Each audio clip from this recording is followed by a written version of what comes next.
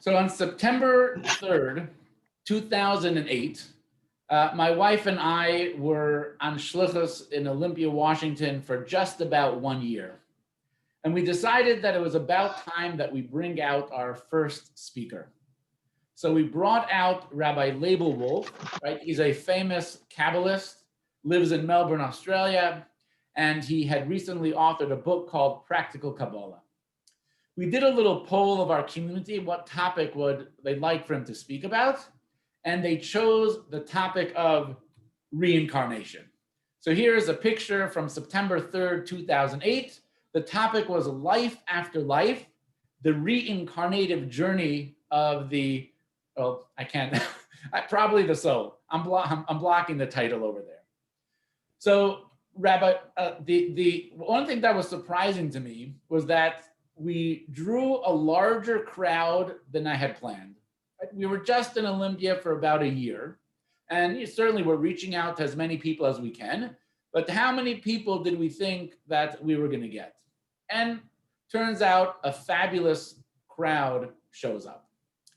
Then Label Wolf begins his presentation, and he begins the presentation kind of commenting that of all of the topics of Kabbalah that he lectures about, without a doubt, the most popular topic is reincarnation. Right? For some reason, people are fascinated by it. People are curious about it. They want to hear about reincarnation. And I know this question came up already many, many times in the previous 4 classes. So that is going to be the topic that we're talking about tonight. Now, they're these 2 Jews, absolute best friends. And as they were getting older, they made a pact with each other. They said, when one of us dies, right, whoever's the first one to die is going to somehow figure out a way to come back and to communicate with us and to describe what the afterlife experience is all about. So unfortunately, one of them eventually passes away first. A week later, on the last day of the Shiva, his friend comes to him in a dream. And he says to him, I passed away, and I have to tell you, it's fantastic. I can eat whatever I want, whenever I want, right? I can sleep whenever I want. I feel the warm sun on my face, the green grass around me. It is fabulous. So his friend's response to him, wow, that's amazing, right? Now I can't wait till I get to heaven as well. And his friend says to him, who said anything about heaven? I was reincarnated as a cow in Montana. Right? It's very risky to tell jokes on Zoom, but I decided to go for it for the purposes of this class. So last week, we talked all about the afterlife experience of the soul. The soul gets to fully appreciate and become aware of the consequences of the way that the soul chose to live its life. In the initial stage of the process, there is a step that is called Gehenna. Right? It's a purging process. It's uncomfortable. It can be painful, not because there's fire, not because there's pitchforks, but because of the shame that a person experiences when they recognize the mistakes that they made in life. But as we mentioned, there are so many things that a person can do to mitigate that, to shorten that. It's very much a temporary experience. And then a person that moves on to Gan Eden, to heaven, to paradise, whatever the terminology that you want to call it. And the soul experiences the reality of all the good and the positivity and the holiness that it did when it was alive. Is this the end of the journey of the soul? Maybe it goes through a brief stop in Gehenna, but ultimately the destination is Gan Eden. Or is it possible that the soul can once again return to earth? Right? Does Judaism believe in reincarnation? Now, this is a very practical question, because when we understand what the possible reasons for why a soul might actually need to return to earth, then that will actually inform us on how we need to live today. So it's not just a philosophical and abstract question. when we really think about the concept of reincarnation in totality, right, it impacts us greatly the way we live today. So some of the questions that we're going to discuss today. Number one, is this our first time on earth? Number two, why would a soul be reincarnated? Number three, why don't we remember our past lives? Number four, when does our soul go to heaven? And five, can a soul be reincarnated in a non-human body? Now, before we begin the topic of the class, I want to make a disclaimer. While there's a tremendous amount of literature, right, in Judaism that discusses the ideas of reincarnation, right, we're not talking about something that is an exact science. So I'm going to explain the ideas of reincarnation to the best of my ability, but I may not be able to respond to every question with the degree of factual and concrete knowledge that you might like. Right? So bear that in mind, that we're going to talk about themes and ideas in general, and I might not be able to apply it to the specifics to the degree that normally I would like. Question number one. How do you feel about reincarnation? Now, many of you expressed curiosity about reincarnation, and we're hoping that we're going to talk about it. So the question is, how do you feel about it? Is reincarnation something that excites you, or is it something that disturbs you? And why? Any thoughts? Please unmute yourself and chime in. Well, I kind of feel that if you go to heaven, I've always thought I'll be with my loved ones. So it contradicts that. If I go to be in another body, then I wouldn't be with my family. That is a great question, right? That's a very important question. You talk about how the ability to reconnect with loved ones, right, in Gan Eden, in a heavenly type experience, and now all of a sudden, maybe the soul is shipped right back into this world. What's going on over here, right? Great question. Anyone else? Well, for me, it just kind of, being in the physical world to me is kind of scary in some ways. The fear of the future and dying and health and pain and all that other stuff. I don't know if I want to come back here again. I'd rather stay on the other side and not necessarily want to come back here. So I don't know. So reincarnation to me kind of, I understand maybe, and I think I may have an understanding why the purpose is, but I don't know if I like it, the idea of it. So it's kind of irritating to me a little bit to think that I would have to come back again, that I couldn't do it all in one lifetime. So that's another good point, right? Heaven sounds pretty good. To have to come back to Earth again, you did it once, it was kind of mandatory, I guess. But do we really need to go through the whole thing again? Having said, anyone else have any thoughts on reincarnation? This is our first time. Jim, yes, Jim. I'm sorry. Probably like a lot of folks, I think it's fascinating, but at the same time, it's frustrating because there's no cues from prior life to assist you while you're in this life now to really accomplish your tasks. And so that's the frustrating part, I guess. All right, so very good point as well, Jim. Was it Yassi who was? Well, yeah, I just wonder, how do we know that this isn't a different life? That how do we know that we haven't been here before, and we just don't remember that we've been in a previous life? Right, another great question, and we will talk about all of these questions tonight. So how do you feel about reincarnation? There are some people who have expressed to me that they actually kind of feel positive about it, in the sense that it gives them a connection with the past and the future. They're part of this kind of grand cycle, and that their interaction with the world kind of continues on in a new way. And then we have some people tonight who felt a little bit of discomfort with reincarnation. One other possible reason is reincarnation a denial of personal identity? I feel that I'm me. It's my own life. I can make my own choices. But now you're telling me that maybe there's reincarnation, that I'm a product of many previous lives. How does that affect my personal autonomy? And question which was already raised, what happened to the whole rest in peace type of a thing? Right? We live the life in the physical world, and then we move on to a spiritual experience in the afterlife. What happened to that?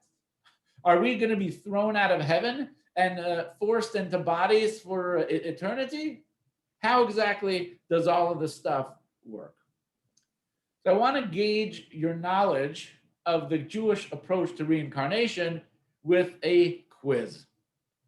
So let's go to page 175 in your textbook. We have a series of true and false questions. You can write them down in your book. You don't need to answer the questions now. You don't need to answer them orally. Write it down in your book. When we get to the end, we'll see how you did, and we'll be able to see what you learned. So question number 1. Belief in reincarnation is basic to Judaism. True or false? Number 2, in the Jewish view, reincarnation means that a soul that inhabited one body returns to inhabit another. True or false? Question number 3. A human soul can be reincarnated in a non-human entity, such as an animal or plant. True or false? Number 4, a reincarnated soul does not have its own identity, but shares its identity with someone who lived in a previous life. Number 5, the purpose of doing good in one's current lifetime is to be reincarnated as a person of higher status. Number 6, a soul is reincarnated as a penalty for sins committed in a prior life.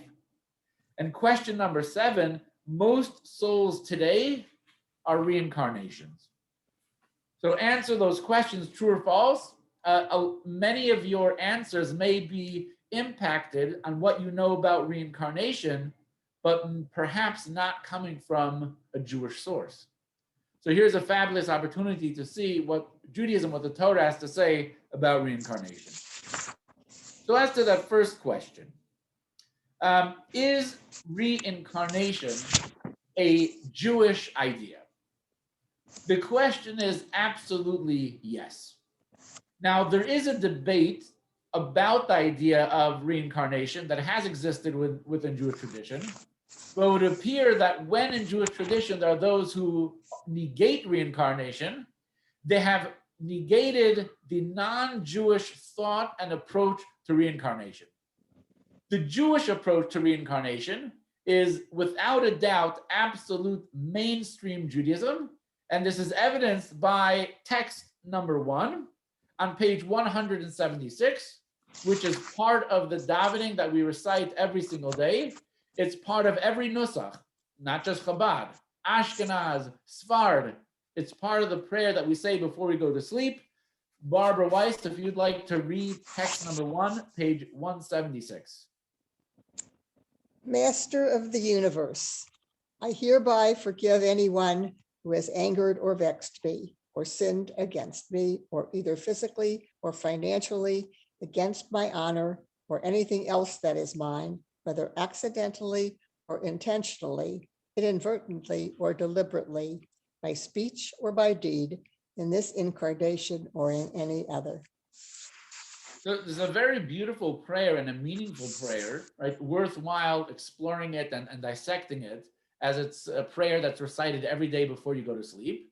But the line, of course, that we want to highlight is that it concludes here, at least in our textbook, in this incarnation or in any other.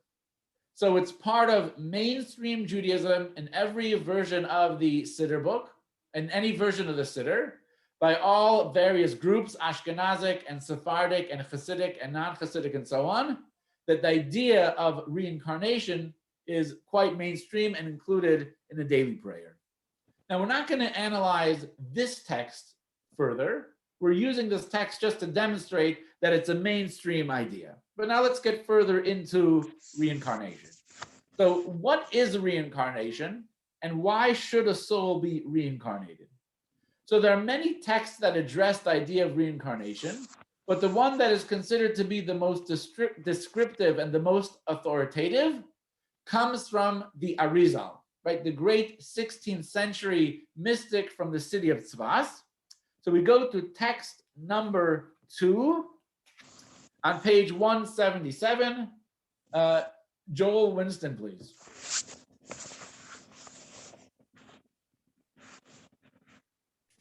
All right. It all began with one master soul, the soul of Adam, which included all future souls. Subsequently, this master soul passed on to Abraham, Isaac, and Jacob and was divided among the 12 tribes. Afterward, the soul was further partitioned among the 70 souls, the descendants of Jacob that accompanied him to Egypt, and eventually among the 600,000 souls who left Egypt. All right, so how did it all begin? What is the story of the history of souls? So the first soul, right, to descend into earth was in the possession of Adam. And as more human beings were created, the souls subdivided. Now, there are different categories when it comes into soul divisions, which we'll get to in a moment. So first, we'll talk about kind of brand new original souls. There's Adam, there's Abraham, Isaac, and Jacob, our forefathers. Then there are the 12 tribes. Then there's the 70 souls of Jacob's family. Then there are 600,000 root souls. So if you want to look at a particular number of unique, individual, original souls, that number is going to be 636. That's going to be 600,000. So there are 600,000 root souls. Why the number 600,000? This is corresponding to the 600,000 that left Egypt. Now, these souls, of course, subdivide and subdivide. What do I mean by subdividing? So every soul, right, has a purpose and a mission for that which it was created. Generally speaking, you could divide the soul's mission into ideas like coming into this world to revealing God's presence. Right? This would be a general mission that the soul comes into this world to reveal in this world, which conceals its creator, to reveal God's presence. Included in that would be to rectify and elevate both body and soul. So these are, again, general ideas. The soul comes down into this world to make this world a more godly place, to refine the body, and to refine the material world. But those are general goals. More specifically, mitzvahs. Like the soul comes down into this world to perform very specific actions. How many? 613.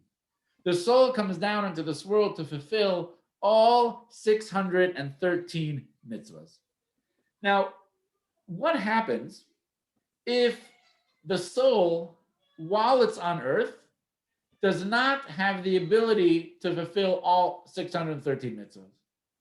What if the soul chose not to fulfill these 613 mitzvahs? What happens? After that person passes away, right, that soul, which still has a mission to continue, subdivides. A part of that soul becomes grafted onto a new soul, and that soul comes back into the world. So the new soul is going to continue the mission of the previous soul. Okay? Any questions on what I said so far? I have a question. Yes. Jeff. So if a part of it subdivides, what happens to the rest of that? Does it go up into into Gan Eden and experience all the things we've talked about, while a piece of it comes back? And if you do subdivide, then it seems to me like you're going to end up ultimately with more than 600,000 souls, because you're going to have combinations of different pieces as one moves forward. All right, great questions. So what happens to the parts of the soul? We'll get to that in a moment, right? We're gonna just kind of do this step by step. But yes, you make a great point that when you have 600,000 souls, all souls after that are subdivisions of those 600,000. So yes, there's millions of people, and those millions of people have souls that are subdivisions, or you could say children of those original souls. Okay?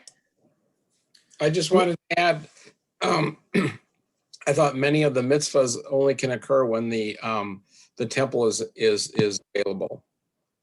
Absolutely. As we're going to see, there are many mitzvahs that only apply in the era when the temple existed. There are also mitzvahs that only apply in very specific and unique circumstances that not everyone finds themselves in. For example, there's a mitzvah called yibum. Right? Yibum means if a married man passes away childless, the wife is obligated to marry her husband's brother, right? And then to have children and to name one of them after the husband that passed away, and therefore continue the legacy of her husband. If she chooses or he chooses not to engage in this marriage, right, they don't have to, right? If they don't want to marry each other, they don't have to. And there's a mitzvah called chalitza. There's a ceremony that they perform, and they don't have to get married. Most people, right, like 99.9% of people, probably would not fall into the category where they would have to perform yibum or chalitza. So there are so many mitzvahs that it's not that you're neglecting them, but you never had the opportunity or the circumstance to engage in that mitzvah in your life. Also, what if you're a Kohen? There are some mitzvahs that only apply to a Kohen, some only to a Levi, and so on. So let's go to text number 3. Mitchell or Arlene, would you like to read text number 3 on page 178?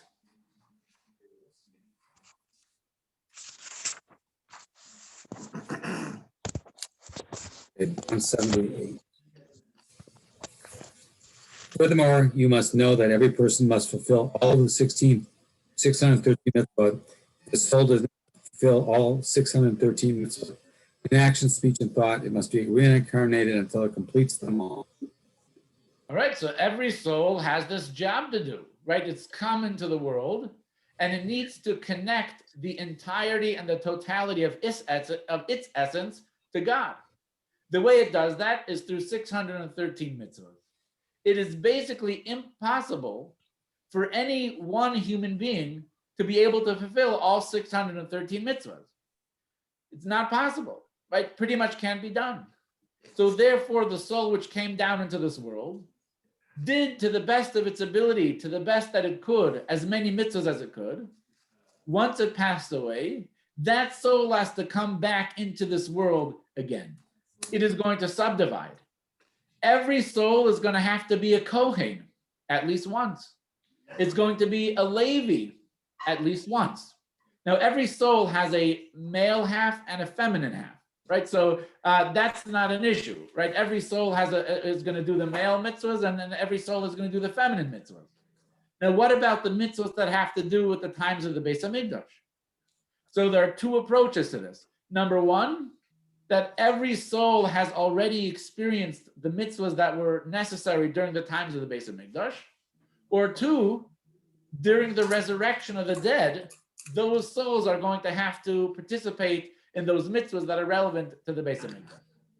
Either way you look at it, if a soul has not fulfilled all 613 mitzvahs, that soul will once again have to return to this world to be able to do the mitzvahs. Do they have to do the mitzvahs only once? I know it's, we want to do mitzvahs every day, but let's just say we can do 600 and that's all. You do 600, is that good enough? 600 is not good enough because 600 is not 613. Yeah, okay, but I'm saying However, that it adds up, right? If you got 600 in a previous life, so then that soul only needs 13 more. And once the soul, right, completes all its 613 mitzvahs, then that soul is able to gain its true, proper, and eternal paradise. When every soul has completed all of its missions, then we're talking complete perfection. Perhaps we're even talking about the Messianic era. But this is the journey of the soul. And the journey, yes.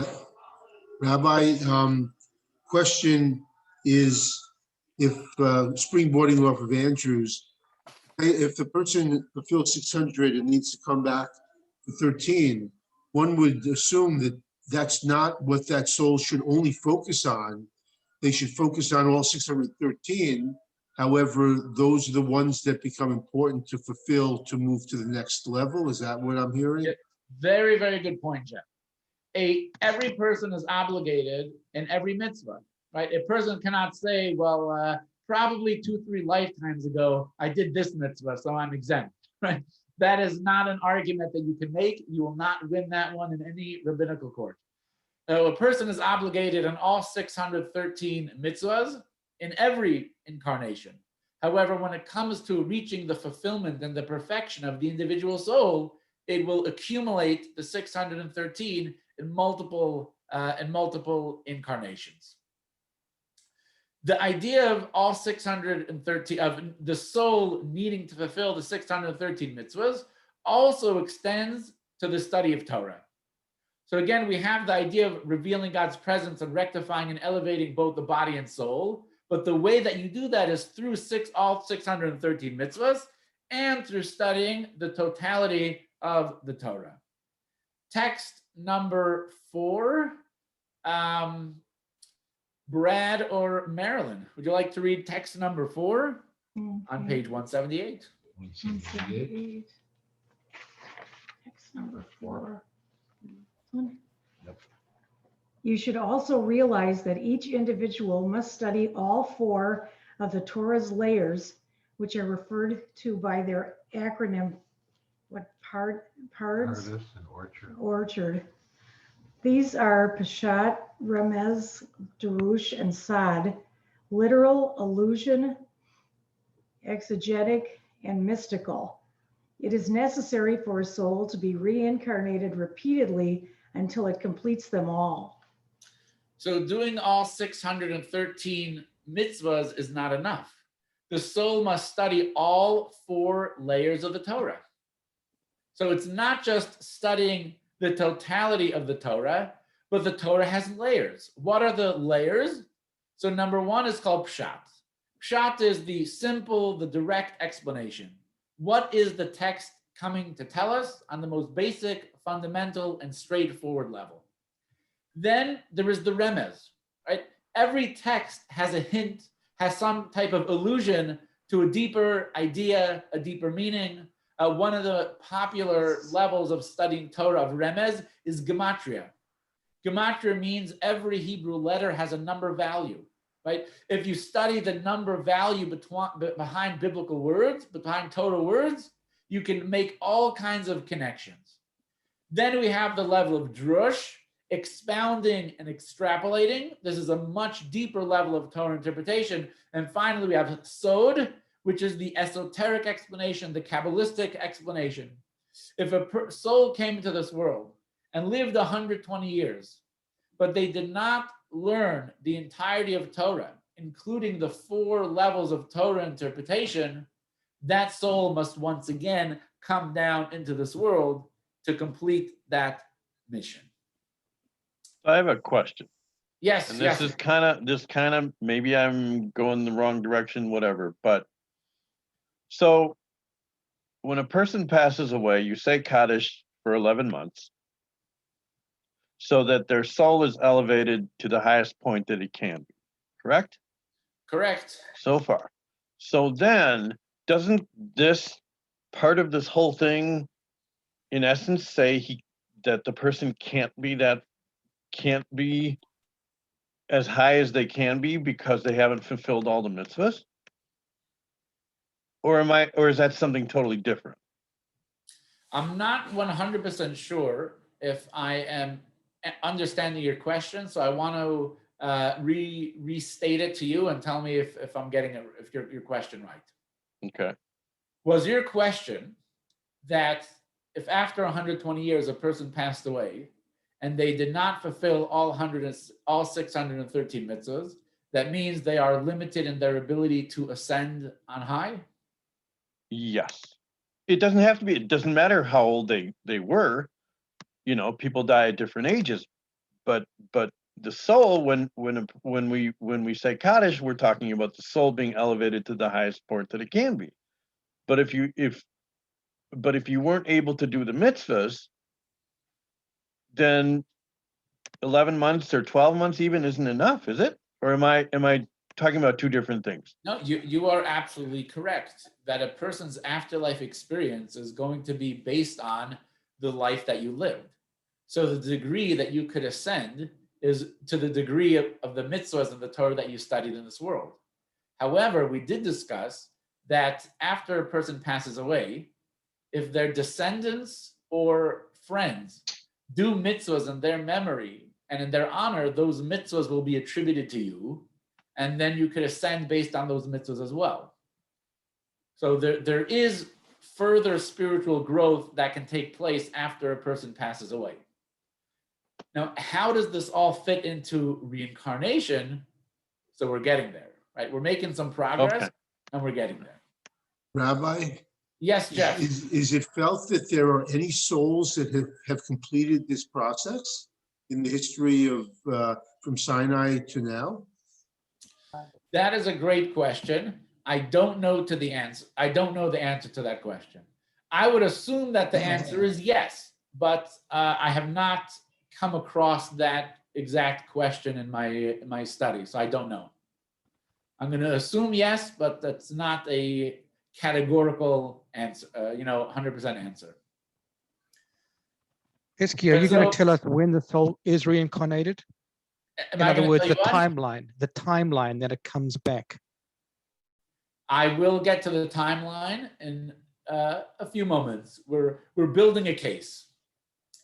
So far, what we have discussed is that every soul absolutely has a mission, right? It came down to this world to fulfill a mission. What does that mission consist of? All 613 mitzvahs, as well as the study of all 4 layers of the Torah. And when I say the performance of 613 mitzvahs, I'm not limiting that to shul-related experiences, right? The 613 mitzvahs relate to all elements of life, home life, business life, social life. So your purpose for being created may be tied down to and connected to the specific performance of mitzvahs. I'm not just referring to lighting Shabbos candles and putting on tefillin, but broader ways of interacting in the world and fulfilling mitzvahs that impact not just yourself, but your family and the community as well. This is the mission of the soul. If the soul has not completed its mission, all 613 mitzvahs, or studying the totality of Torah on all 4 layers, then that soul will need to come back down into this world. So the soul is going to subdivide and it's going to come back into this world. Reincarnation allows the soul to complete its mission. The mission of the soul is ongoing.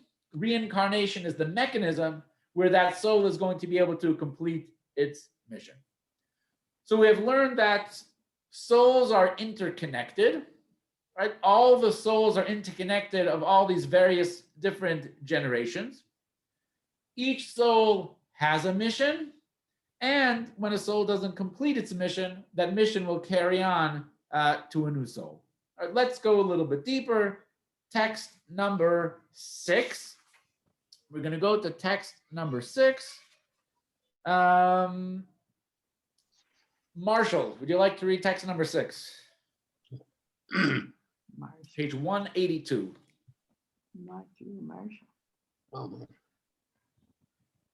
May it be your will, our God, and Page 182, text number 6. We're skipping some here. Sorry, can't read. No worries. Okay, got it. Although we've stated in numerous passages of this treatise that a specific individual soul was reincarnated in a particular person, and it was subsequently reincarnated in another specific individual, and so on. Do not misread this as implying that the original soul itself is reincarnated repeatedly. Rather, each human soul branches out into innumerable roots. Every root contains an infinite quantity of soul sparks. With each subsequent reincarnation, a number of these sparks are rectified, and they ascend to enjoy the rewards of heaven and dwell in the particular strata of Gan Eden that are appropriate for them. However, those soul sparks that were not rectified are reincarnated to provide further opportunity for rectification. So we have just now, right, clarified and dispelled a popular myth when it comes to reincarnation. A typical person their view of reincarnation is that a person passes away and that person has to come back into this world, and that person had all kinds of previous lives, right? That you could be quite curious as to know what were the previous lives that you lived. This is not the Jewish perception of reincarnation at all. Right? The Jewish perception of reincarnation is not soul recycling. We're not saying that you will once again come down into this world and therefore not have an afterlife experience and not have a Gan Eden experience. We are not saying that at all. Does anyone know the Hebrew word for reincarnation? Anyone know? The Hebrew word is Gilgul. You may notice that many of these texts from a book that's called Shar HaGilgulim. That means it's the book of reincarnation. And you also may notice that it says it's authored by Rabbi Chaim Vital, who is the main student or one of the main students of the Arizal. So it's all ultimately coming from the Arizal. The word Gilgul does not mean to recycle. The word Gilgul means to carry forward. The concept of reincarnation is the soul subdivides and carries forward the previous mission of the soul. I think that the best possible analogy for this is a candle. The Torah says, Ner Havaya Nishmas Adam. The Torah itself says, the candle of God is the soul of man. So what is the soul? The soul is the candle of God. How does a candle work? How does the flame work? Every individual flame has the potential to create an infinite amount of new flames. You can take one candle and light off of that candle thousands, millions, billions of other candles, and you will not weaken, take away, or diminish the identity of that original flame. It's exactly the same thing when it comes to souls. A person passes away, and that person will get the full and complete afterlife experience based on the life that you lived, for the good and for the bad. Odds are that you did not fulfill the complete mission of your soul, all 613 mitzvahs and the entirety of Torah. However, what you accomplished, what you did in your lifespan will be your unique and individual afterlife experience, your Gan Eden, your paradise, everything. You will have served your role in repairing and shaping a section of that overarching general soul. But it's not you that returns to earth. You get your afterlife experience and the time with your family and your friends and so on in the Gan Eden paradise experience. Your soul subdivides like a candle, just as you can light a candle and another candle and another candle. So that candle, that new soul, will come back to earth and will continue the mission of that soul. Maybe it's up to mitzvah 485, maybe 372, maybe 581, and so on. So you are not recycled. You get the afterlife experience based on the life you lived. Like a candle, your soul subdivides, and it is a gilgul. It carries forward the mission in this world once again. From this perspective, reincarnation is a tremendous benefit for the soul, because the soul now has more opportunities to continue that general mission and to rectify itself in the greatest possible way. Rabbi, Yes. did the Arizal have some sort of experience as a mystic to go up to heaven and to witness all this and come back? Or is this something that came to him as a dream, as a prophet? Or did he read through text and glean things that others were not able to see? It's a great question. I cannot tell you the details. I'm not familiar with them, but this is part of the oral tradition, right, which comes from Mount Sinai, which was passed on from generation to generation. Clearly, the Arizal had a specific insight when it came to explaining and elaborating these ideas. And Arizal is definitely one of our sages who developed the ideas of reincarnation in the most clear, concise, and elaborative way, and is considered to be the authoritative expositor of the Jewish view and perception of reincarnation. We've heard stories in text of very illustrious sages who have actually gone up to heaven, experienced things there, and come back, have come back and shared that with the people that they are on the other sages. That's not felt to be the case in this, or you don't know? I just don't know. It may very well be the case, but I don't know. Rabbi Yosef Cairo, the author of the Code of Jewish Law, who lived in Sfas at the same time as the Arizal. So he himself writes that he did study. He had a regular study session with some type of angelic being. So we definitely have traditions like that within Judaism, but I'm not familiar offhand with the specifics regarding to the Arizal's approach to reincarnation. So we see here on the screen 2 slides: rectified sparks and unrectified sparks. Rectified would mean the mitzvahs that the soul was able to accomplish, those parts of the soul, again, get their own afterlife experience. And then you have the unrectified sparks that are going to need to continue on.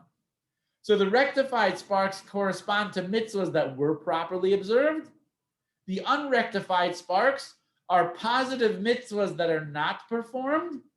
So you missed out on doing certain mitzvahs, or they can be Torah violations that a person transgressed. So both of those could be reasons for why and how a soul might need to be reincarnated. The rectified sparks, which that would be the mitzvahs that a person did while they were alive, that of course ascends to Gan Eden, and the soul is going to experience its afterlife. However, for the unrectified sparks, there's going to be a subdivision of the soul, a subdivision of the candle, and they are going to become the foundational spark of a new soul that's going to have to carry on the mission, accomplish the mitzvahs that were lacking, and also to rectify the mitzvahs that were transgressed. So thus far, we have talked about, again, in general terms, perhaps not as specific as you'd like, the typical reincarnation experience. However, there are variant reincarnation experiences. There's something that is called a partial reincarnation, and there's also non-human reincarnation. So let's break this up a little bit. What is a partial reincarnation? It's when instead of the soul subdividing and becoming a new soul, the soul attaches itself to an existing soul. In Hebrew, this is called ibur.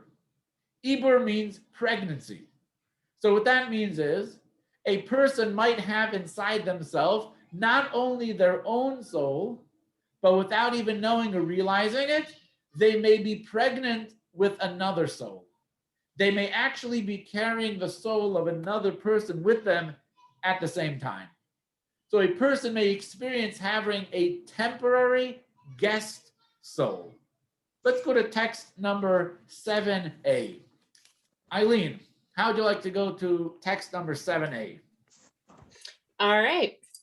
The concept of Gilgal, just a second, I have to, okay.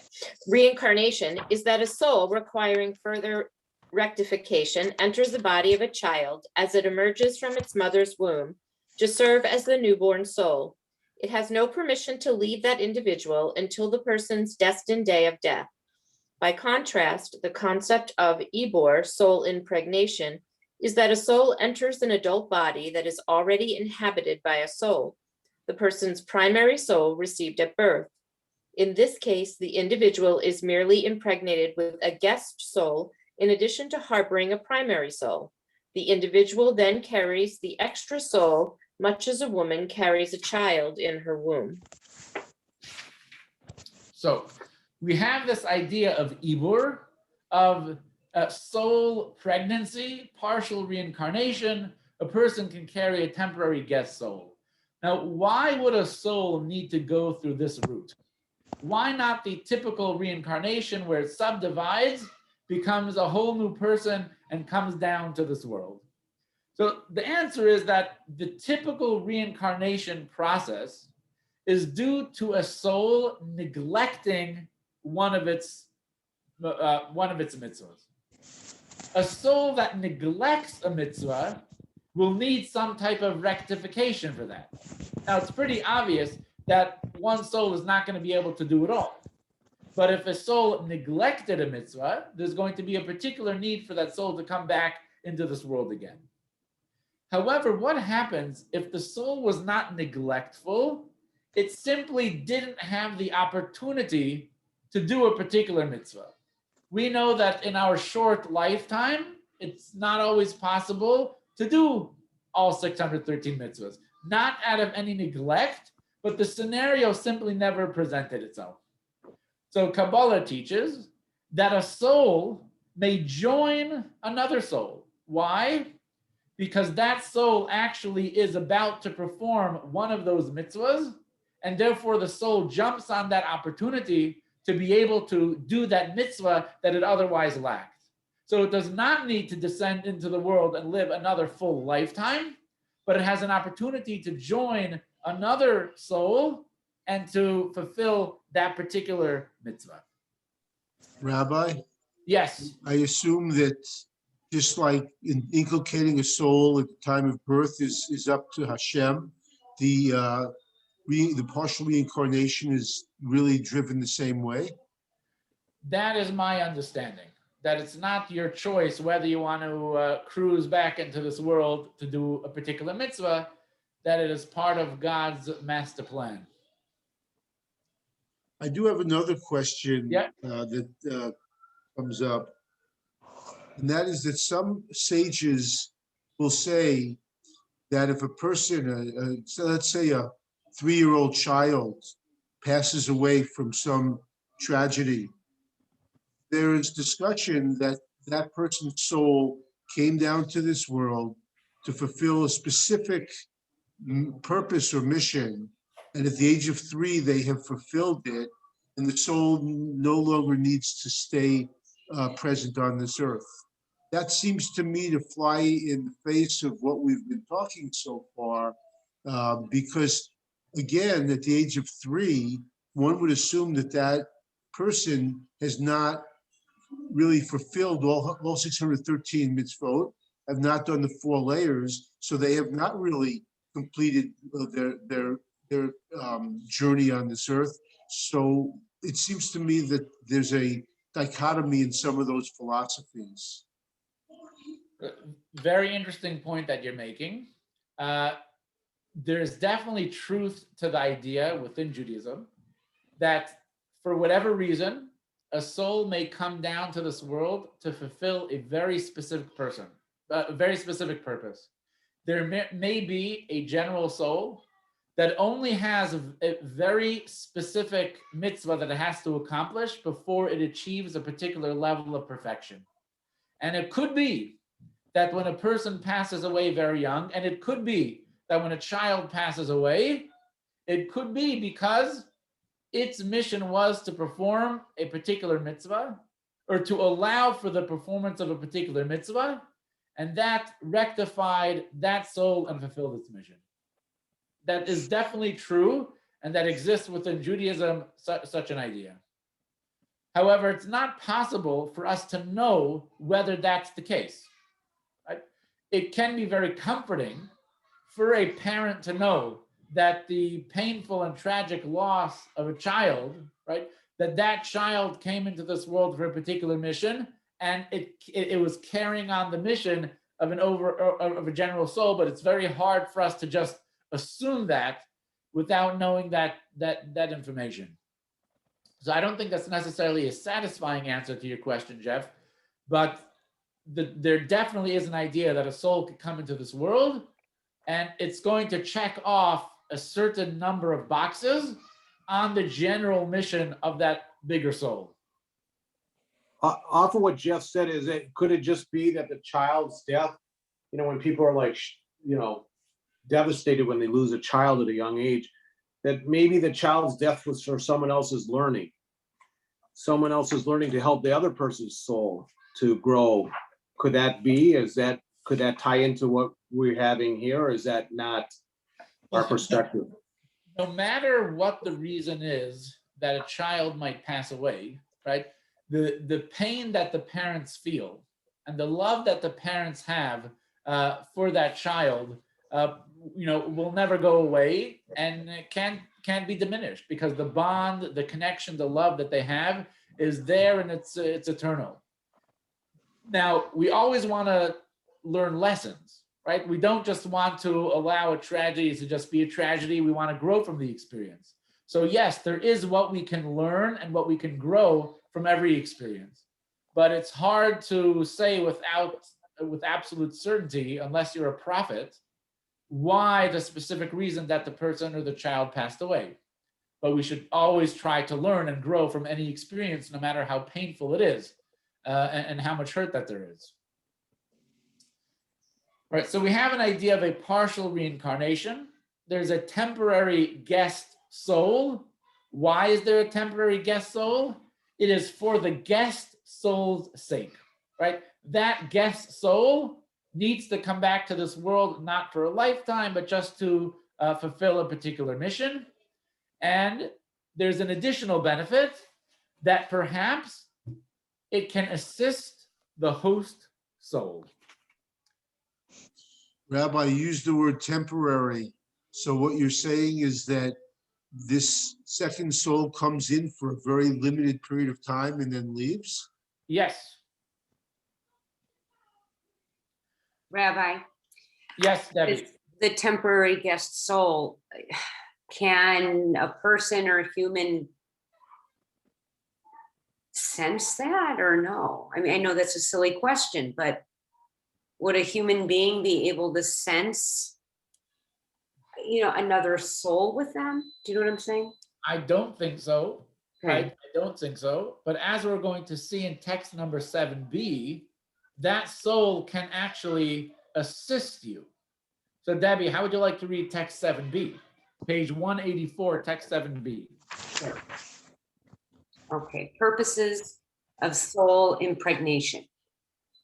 A soul experiences Ibur for one of two reasons. The impregnated soul comes to an individual for its own sake. In its previous life, it failed to perform a particular mitzvah and was therefore left lacking. This was the kind of mitzvah that was impossible to perform under the conditions of that lifetime. Okay, such as the mitzvah of Yibum, Chalitza, and the like. It is therefore not obligated to engage in a full-scale incarnation described earlier in this treatise, for soul impregnation is sufficient. Okay, B, the impregnated soul comes solely to assist an individual, to bring a person additional merit, or to guide an individual in matters of Torah and mitzvot. In this case, the impregnated soul lacks nothing for itself. So this is a very beautiful and powerful idea, which is that a soul can from time to time attach itself to another soul for the purpose of giving that person extra strength and energy and resources. Now, I don't know the specifics of how or why this happens and who chooses for this to be able to happen. But on a practical level, one of the things that this means, reincarnation in general, and the specific idea of the partial reincarnation, the ability to be pregnant with a soul, is we can never underestimate the spiritual power and potential that we have. Because we can only have the positives and not the negatives. There is no negative spiritual baggage that transfers in reincarnations. There is only the positive benefits that accrue over time. So never underestimate your spiritual abilities potential, because you are building on the lifetimes achievements of those who came before you. And even from time to time, right, you may have the gift of a spiritual assistance of another soul that again can carry you to places that you might never possibly imagine that you're able to get to. So again, there's some really practical benefits from appreciating and understanding the process of reincarnation. Now, what about non-human reincarnation? To understand that, we need another question. Is there a limit to how many times a soul may be reincarnated? Let's go to text number 8. Jim, please. Jim, would you like to read text number 8? Sure. When a human soul comes to the world and becomes soiled by sin in the process, it reincarnates into another body to rectify itself. That second life is its first reincarnation. If it fails to rectify itself during that lifetime, it may return in a second reincarnation. If it again fails to find rectification, it may endure a third reincarnation. After that, however, it is no longer provided opportunities for rectification via reincarnation. So we learned here in text number 8 that in order for the soul to continue the process of reincarnation, it has to be making progress. If the soul comes down into this world and doesn't make any progress, so it may come down a second time, it may come down a third time, but then we're going to have to do something drastic. We're going to have to do something radical. What could happen after 3 times a soul being reincarnated without making any progress? We go to text number 9. All right, Avi, our resident Kabbalist and a spiritualist, Avi Fenster. Could you please read text number 9, page 186? And you got to unmute yourself first. Okay, here you go. Behold, God does all these twice and thrice with man. The limitation of twice or thrice applies with man, meaning that a human soul is not subsequently reincarnated in a human body. Rather, it is forced to wander the planet until it is reincarnated in an inanimate, vegetative, or animal entity. Then, after it has done its penance, there is hope for the future, for God's endless mercies extend to all of his creations. So you get 3 cracks at it, and then you become a monkey, a mouse, huh? So when we say 3 cracks at it, we mean 3 cracks without making any progress, right? Now, what does progress mean? You're furthering the mission of the soul along. You're doing mitzvahs, you're studying Torah, you're trying to be the best person that you can be. It's a process where the soul carries on and carries on. But what if the soul doesn't make any progress? No progress. We need to do something that shocks the system of the soul. How do you shock the system of the soul? The soul is reincarnated into a cow in Montana. Now, how do you think a human soul enjoys being a cow in Montana. Yeah. Doesn't like it. It doesn't like it at all. Because a human soul is not able to express itself. It's not able to accomplish anything. It's not able to do any mitzvahs. It's actually a painful experience. And it's like a shock to the soul and wakes up the soul. And hopefully is going to allow that soul to become motivated and to move on in its spiritual progression. So it's quite uncomfortable. It's quite unpleasant for a soul to be reincarnated into an animal. And it's kind of like a Gehenna, right? We talked about Gehenna being an afterlife experience where the soul is going to fully appreciate its negative actions and is purged and cleansed and then could progress. So similar to that, there's a type of reincarnation in a non-human reincarnation where the soul experiences a purging and a cleansing and is allowed to move on. So after 3 unsuccessful reincarnations, it is a form of a punishment, but it's meant to cleanse, to purge, and allow the soul to grow. It is also rare, right? This is a last resort. And it's for the purposes, again, of to purify the unfulfilled soul sparks through undergoing a very challenging experience. All right. Any questions so far? Yeah, I got one. All right, Avi. Oh, you just unmuted yourself. You just muted yourself. Okay, I'm unmuted now. Yep, you're good. So who is responsible for the soul having 3 cracks? Is the soul guiding the person, or what the person does affecting the soul? Who's boss?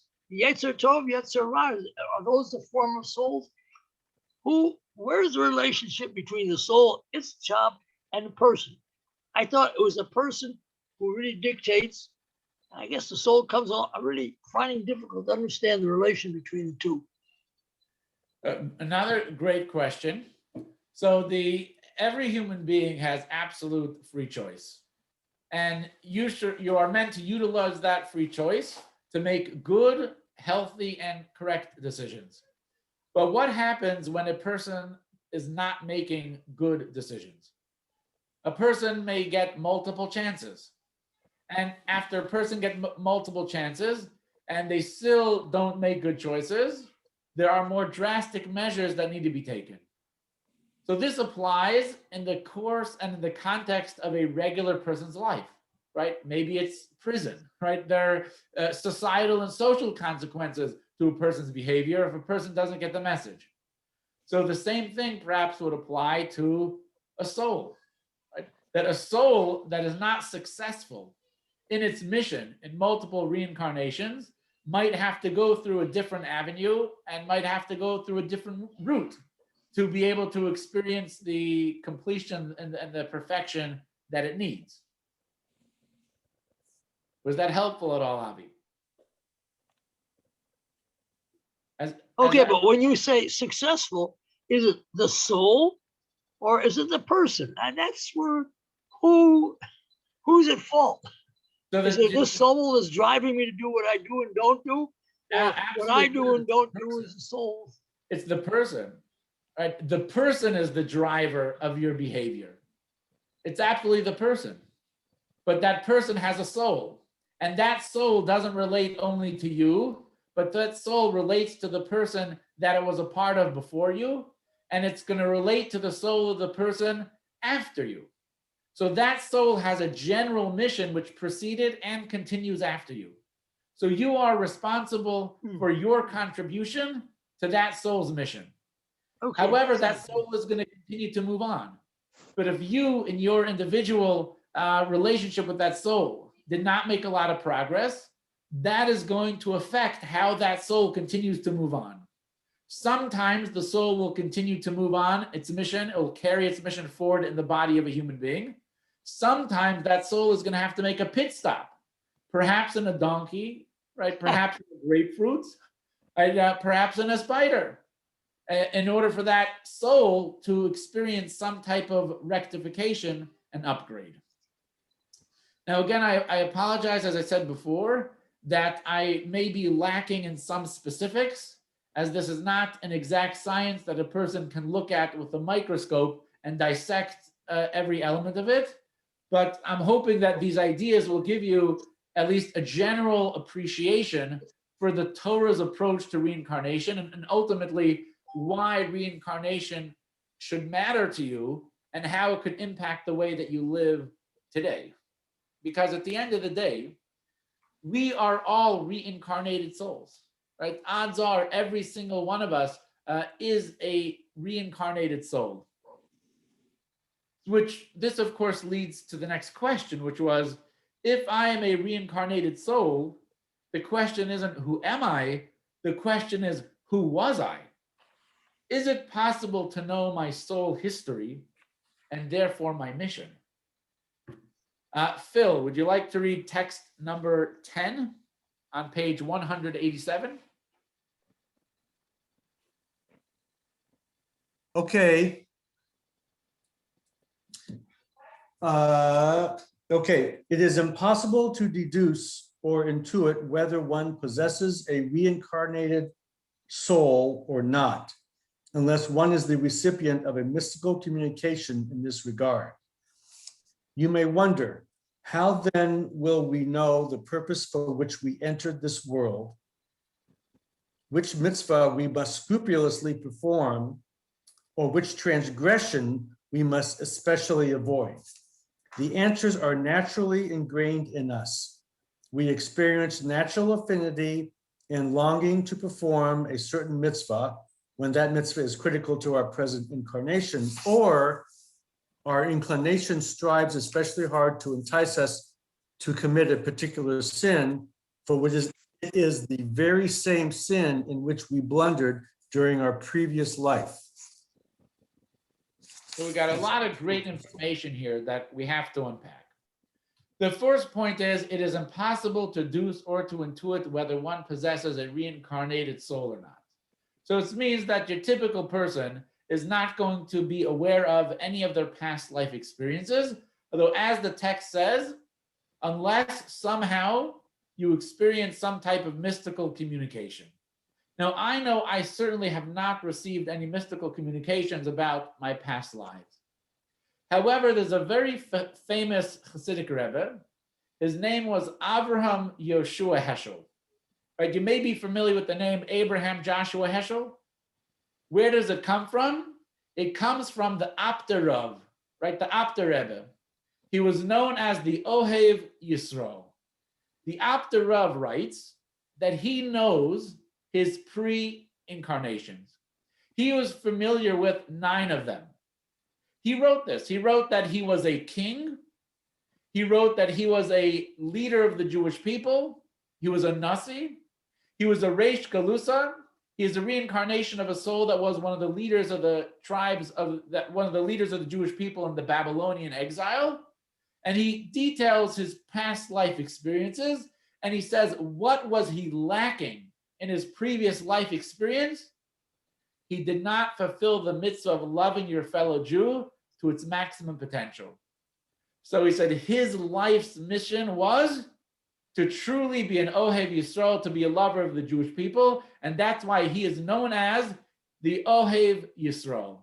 Right? This is the grandfather, the great-grandfather of the prominent American Rabbi Abraham Joshua Heschel. The typical person, however, does not know this information.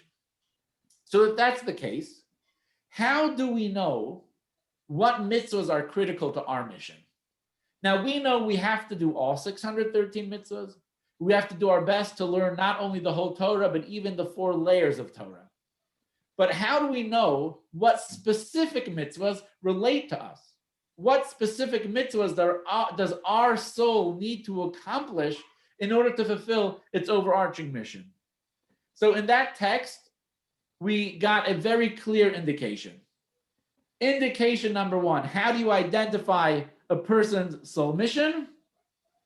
Identify your strengths and your passions. What is it in life that you are drawn to and that you are attracted to? Odds are that is where your mission lies.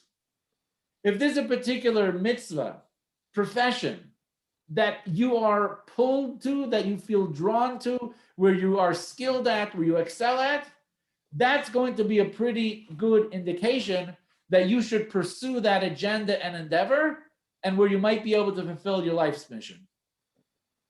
The same thing, a person has to analyze your weaknesses and your struggles. If there are issues that you struggle with in life, if there are issues that you find challenging, issues that you battle with, those are not indications to run away from them. It's not an indication that you should avoid it. It's an indication that these are perhaps things that are the most relevant to you, that are the most important to you, and therefore you have to dedicate resources and energy to overcome them. The Rebbe makes almost this exact idea in a letter responding to a person that was having challenges in their marriage. Let's go to text number 11, right? Marty Love, right? We need to bring a bit of love to this challenging marriage in text number 11. I am replying to your letter in which you inform me that you accepted and are implementing my directives regarding Torah study classes and giving charity. But as far as the situation at home is concerned, your marital harmony appears only superficially to have improved, while the underlying reality remains unsatisfactory. I already told you in my previous letters that it would be challenging. You are meant to find it difficult. For the success of your life's mission hinges upon your sincere efforts toward marital harmony. Our mystical teachings reveal that rare individuals are born with original souls. The rest of us are reincarnations. We return to complete the fulfillment of the mitzvot that we missed in previous lifetimes. Certainly, we are obligated in all the mitzvahs in every lifetime, but the specific mitzvahs that we omitted in earlier incarnations are critical to the rectification of our souls and the rectification of this world.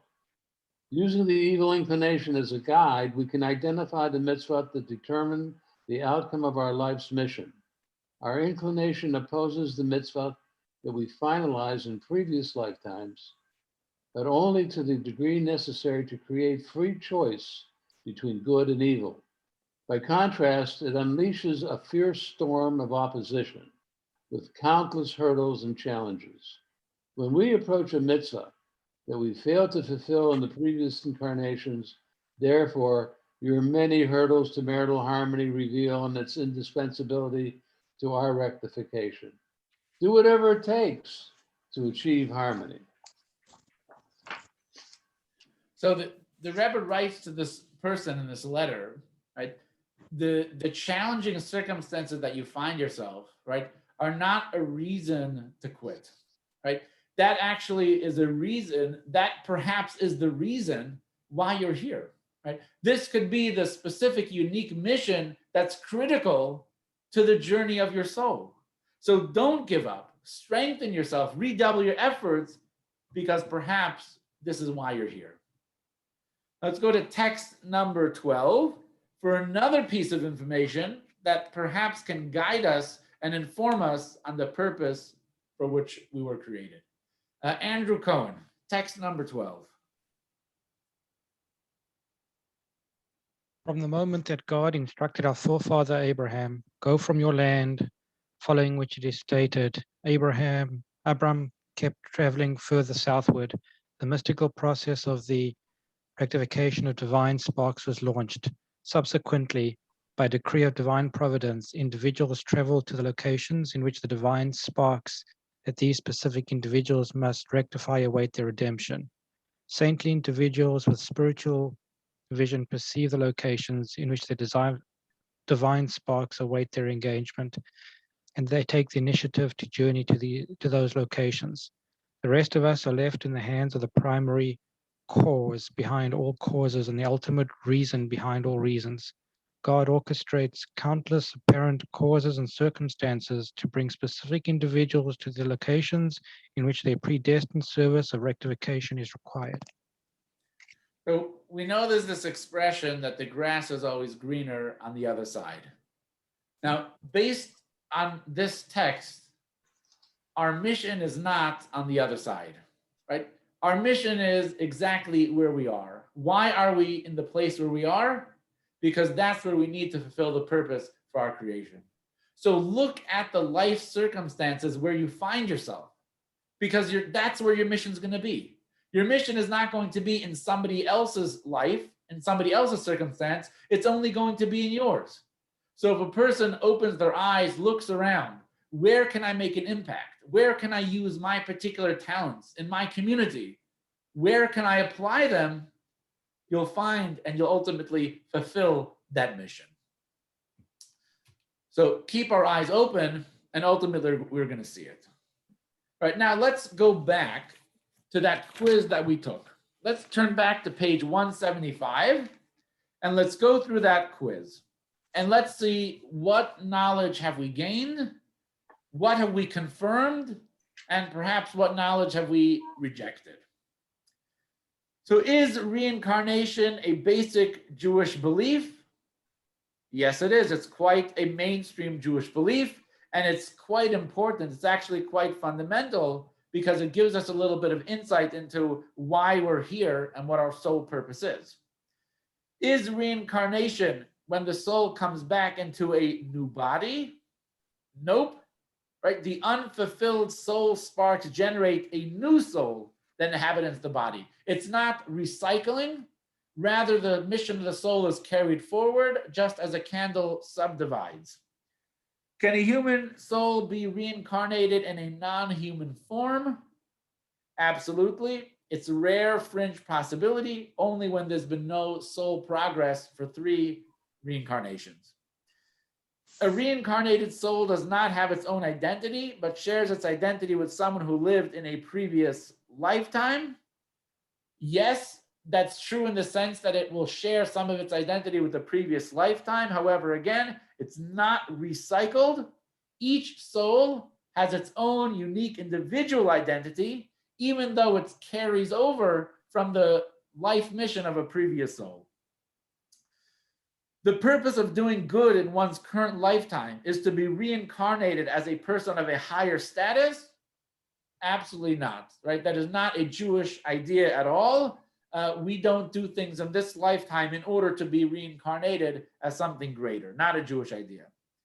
A soul is reincarnated as a penalty for sins committed in a prior life? Nope, it's not a punishment. It's an opportunity for rehabilitation and to reclaim what was missed previously. And finally, question number 7, most souls today are reincarnations. Yes, this is true, right? Most souls have been reincarnated. So what should all of this mean to us? What does this new knowledge that we gained today about reincarnation, what it mean? So number 1, I mentioned this earlier, there's no baggage from previous lives. There's only hidden potential that we can tap into. Recognize that there's an inner reservoir of spiritual strength that we can tap into. Right? Don't become worried, don't become nervous, don't run away. Right? Recognize the inner strength and potential that we actually have.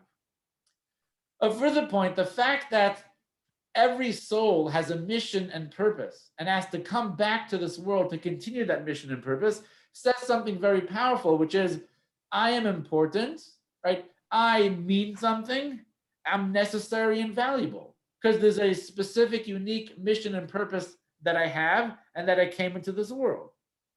What you do affects not only yourself, but it affects the entire world and the entire fabric of history, past, present, and future.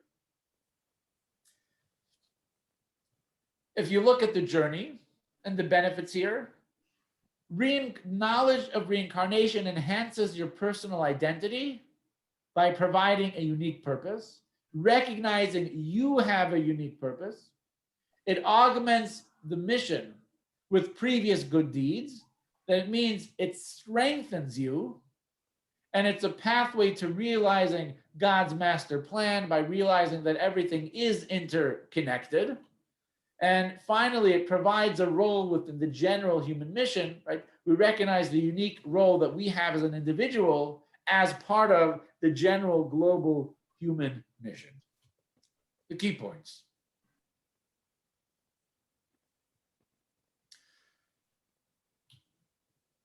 Oh, I forgot, there's a few more ideas here. I thought I was supposed to play a video. All right. So number one, being aware of reincarnation should give us determination to attain a goal. If I face a challenge and an obstacle, it should not get you down. Why? Because you know that there's a goal that I'm here for, and I need to accomplish, and it's part of a general mission. Give it strength, don't let it get you down. Again, it's strength to overcome obstacles. It should change your attitude towards a circumstance. You might think that the circumstance you're in is a representation of being unlucky, but this tells us exactly the opposite. You are exactly where you need to be because the mission that you need to fulfill in this precise, specific circumstance. It also can help you find the potential within the suffering. We talked about this a little bit earlier in the class, Jeff. And it also tells us how we have to seize every moment, every opportunity, because this could be the moment and the opportunity for which we were created. Don't let it pass us by. Lesson 5. Where we go again. 1. Adam possessed the Jewish master soul that ultimately branched out into the 600,000 souls that received the Torah at Mount Sinai. All subsequent Jewish souls are offshoots of these soul roots. 2. The 600,000 primary souls were each given a part of the world to perfect through fulfillment of the 613 mitzvot. When a soul accomplishes its mission, it itself also gains rectification and elevation. 3. Every root soul must also study each of the Torah's 4 layers of teaching and uncover its unique part in Torah. 4. Few, if any, of the original souls completed all 613 mitzvot, nor the required study during their original lifetimes. Reincarnation provides souls with additional opportunities to complete their missions and the rectification of the world and themselves. 5. When a person dies, all the refined elements of their soul return to heaven. A new soul, built from the elements that were left unrectified, is then grafted from the stem soul and returned to this world. 6. As a general rule, our souls are reincarnations, but it is impossible to be conscious of or to accurately sense the experiences of our previous lifetimes. 7. Clues to the nature of our soul's unique task in this world can be gleaned from A, our strengths and passions, B, our weaknesses and struggles, and C, our unique life circumstances. 8. The Kabbalistic view of reincarnation does not deny us our personal identity. Each of us is a complete and unique individual who is simultaneously and integrally linked to a far greater reality. Reincarnation ascribes greater importance to our existence and provides each of us a unique role within the overall human mission. All right, next week we will conclude Journey of the Soul, lesson number 6, Life is Short-ish, where the primary focus is going to be the practical application of all of the ideas that we've discussed about the journey of the soul up to this point, as well as the idea of the resurrection of the dead. So thank you so much for joining us tonight. I greatly appreciate you joining me to tackle a challenging and complex topic.